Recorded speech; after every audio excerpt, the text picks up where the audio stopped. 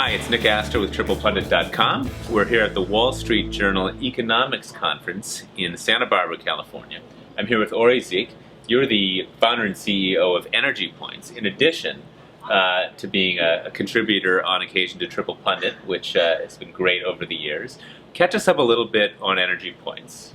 What's it all about, and how's it been evolving over the last couple of years? So Energy Points is a data and analytics company. We specialize in analyzing energy from the source and in taking resources such as water, waste, material, gas, electricity, and normalize it into energy. So to create one holistic metric.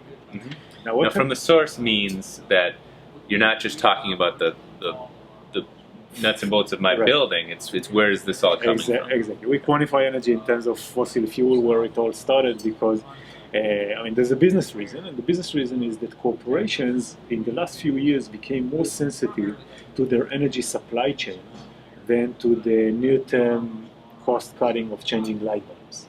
So instead of looking on energy just within the four walls of the facility, people are interested in where the energy comes from and what kind of projects can I do to mitigate the energy supply risks, namely, where do I install solar? How do I optimize storage? What kind of microgrids do I build? And our data analytics provide the answer to that. In terms of the business model, what we do, so we grow in three ways, basically. We sell our software as a service to organizations. We work with channel partners. For example, Accenture is a great channel partner of ours that use our data and analytics to grow their own business. And we implement our source energy calculations within the portals of conventional energy efficiency companies, so they can also extend the visibility beyond the limited four walls view. Got it. Now, you mentioned that companies have started to change a little bit. The marketplace has started to change a little bit. Yeah. What is it that's driving companies to, quote unquote, look beyond their four walls, if you will? I think that, a lot of the four walls projects kind of are done. Okay. Right? How many the light bulbs are changed, so what's next? But I think that what's deeper, and you can also look at, energy prices in many cases didn't change significantly, yet you see the market of solar, storage, microgrid effectively booming. Why is that? Because people look at distributed energy resources project, DR project, as a way to mitigate energy supply risk, as a way to be more resilient to outages, be more independent, and investing in these projects. And basically the question that we're answering is, what's the best technology in which location?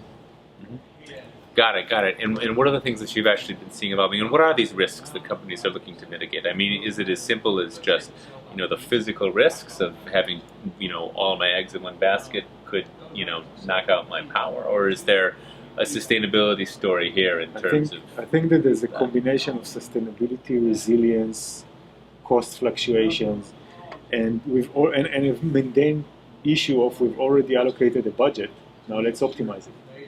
But people are becoming more and more aware of the climate risks. There was a great reinsurance talk here, just talking about the climate risk and what it does to corporations. And where's this all going in the future? I mean, are we going to see what's the company's energy portfolio? Or I understand you do some with water and so on. What's that portfolio, if you will, going to look like in 10 years or 20 years? So our own portfolio? Your clients, the companies that you're working with. So I think that you see growth in more and more people are becoming less dependent on the grid in terms of electricity. More and more people introduce water-saving measures in the right places. Because if you think about saving water, water in Albuquerque are much cheaper than water in Boston. Which in a way doesn't make any sense, right? So they use our analytics to say, okay, where do I have the high water risks? Because for companies like large water consumers like Coca-Cola or Intel, the price of water is relatively insignificant, but the impact of water scarcity can be huge. So they look at our metric as a way to introduce saving measures at the right place. When they reduce the risk, even if it doesn't impact the near-term cost, which might be very small. And last question, can you tell me a little bit about how that metric actually plays out? I mean, when I hire you to, study my supply chain, what do I actually get to so, see? What do so, I so what we compare? sell is software that is very intuitive to the customer. Uh-huh. Our design principle is that for the customer it will be extremely intuitive Mm-hmm. because people have zero attention span. But behind this, we invested like 3 years of world-class data scientists collecting information on emission, water scarcity, what power is generated, grid resilience, etc. So in the back end, we have all these analytics that allows us to translate the situation of the local grid, water supply, etc., into this one intuitive metric. Mm-hmm. Now, the most intuitive energy metric in the US turns out to be a gallon of gas. Huh. So we Okay. convert everything to Even water, you can still yeah. convert So we it. convert Okay. even water to EPs, energy points, and an energy point is equivalent to a gallon of gas. Mm-hmm. Now, technically, to the geeks that look at it, how we do it in one sentence, we ask how much energy is invested in water, Mm-hmm. and then how much energy needs to be invested to mitigate for scarcity, whether you need to build a desalination plant, for example. Got it. Water is an energy issue, and then where the energy comes from, whether it's from natural gas, coal, and so on. And these inputs allow us to normalize water into energy, for example. And we do the same for every resource. That's the power of energy points. So I get a report that tells me I'm using 10 energy points here, 20 energy points here, Exactly. and then some of these have a certain... And that's actually a very important point for us because you think about the market of integrated reporting. There's so many people have been talking about integrating sustainability into the financial reporting.